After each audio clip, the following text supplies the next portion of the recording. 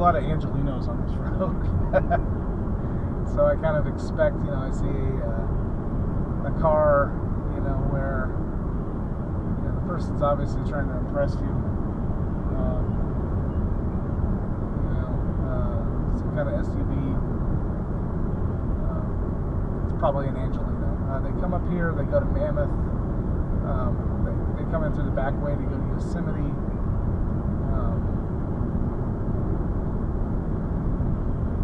They go to Death Valley, especially in the winter. That's the thing. Mammoth is kind of a summer destination. It's not as busy as it is in the winter. I've only been there in the summer, and you compare the hotel rates between the two. It's winter's definitely more popular. There's actually let's talk about Manzanar.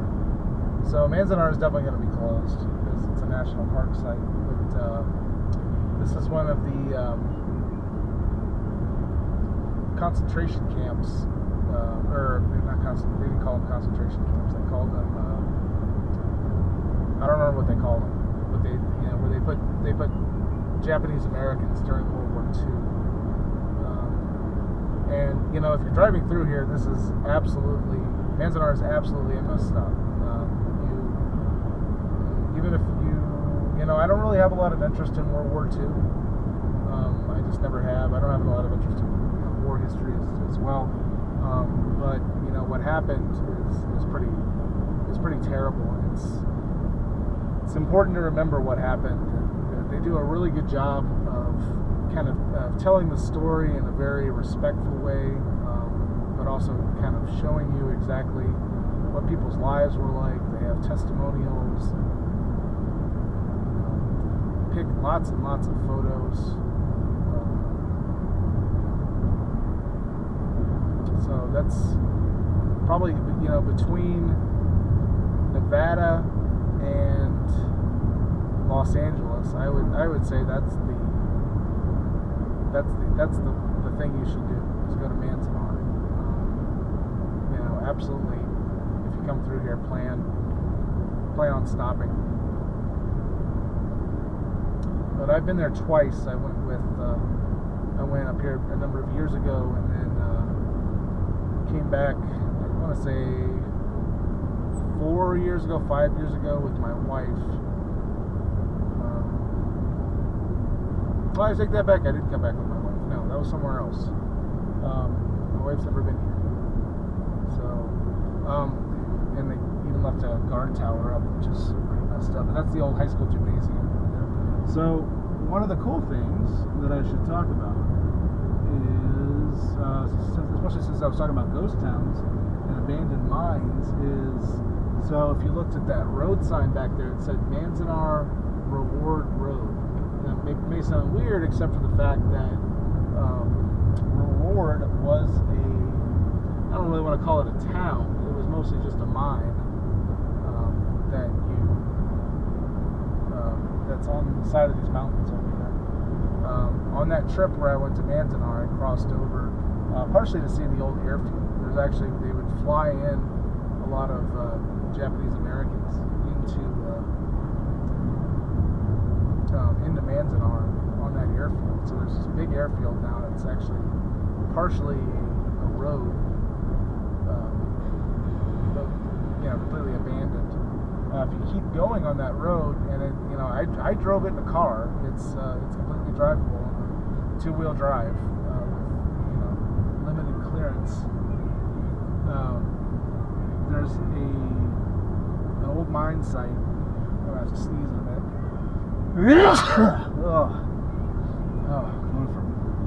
Going to this dry air always just gets me.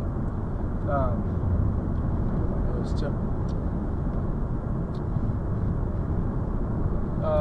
And it's cool because all the stuff is still there. I mean, they've got the shaft. As I recall, the shaft is closed off or dynamited, but the wooden structure is there, whatever that's called, pulley maybe.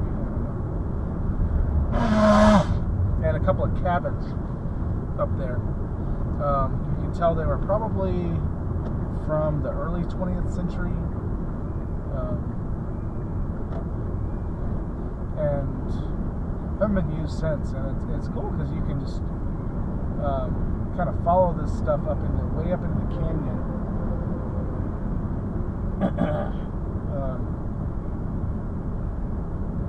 And so I did that, actually. I walked up into the canyon. It was a tough walk.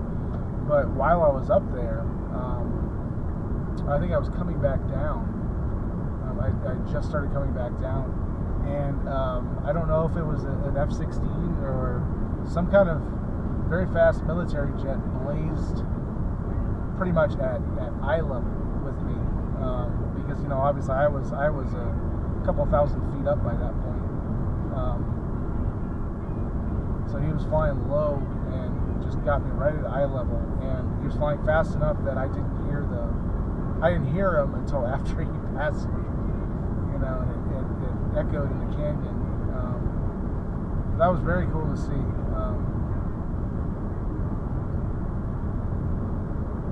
And I assume he came from China Lake, or maybe came from Edwards.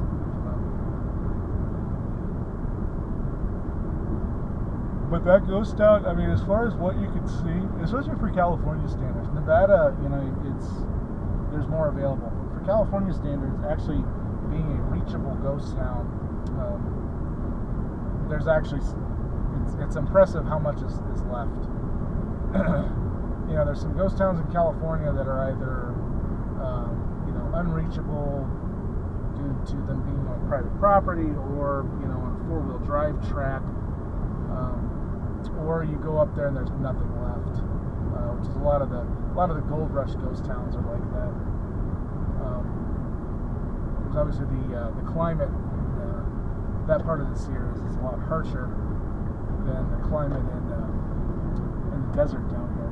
Which the desert's able to preserve this stuff a lot more.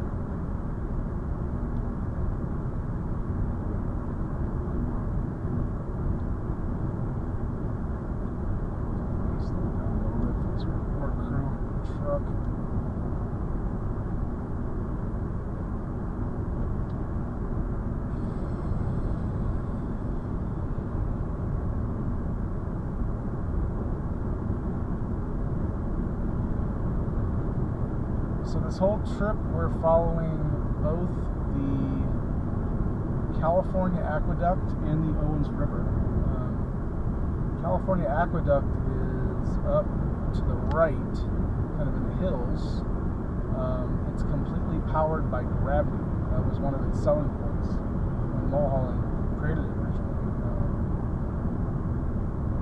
And the Owens River is mostly what feeds it. But basically, the Owens Valley, it's like a napkin where it's between these two mountain ranges, and it just, continually goes down in elevation as you go south. So the Owens flows south towards Owens Lake, and California Aqueduct flows south as well towards the Tehachapi Mountains, or crosses into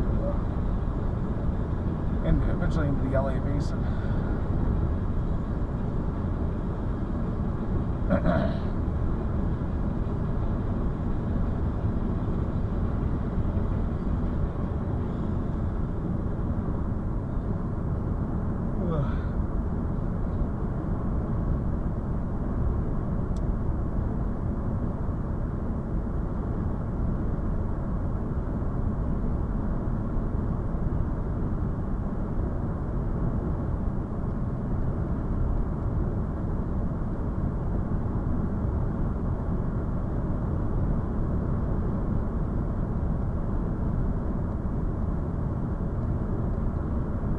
Stopping this next time to refill my water bottle.